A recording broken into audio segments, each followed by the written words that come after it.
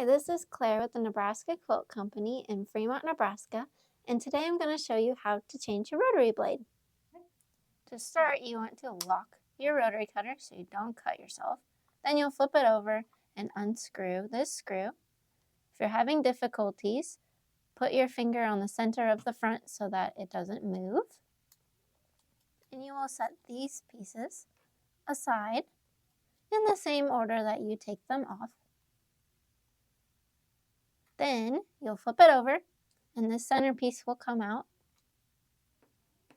Then you can take your blade off and insert your new blade, lining it up with the same hole with the numbers facing up. Then you'll put your centerpiece back in and hold it down and apply your next pieces the same way you took them off.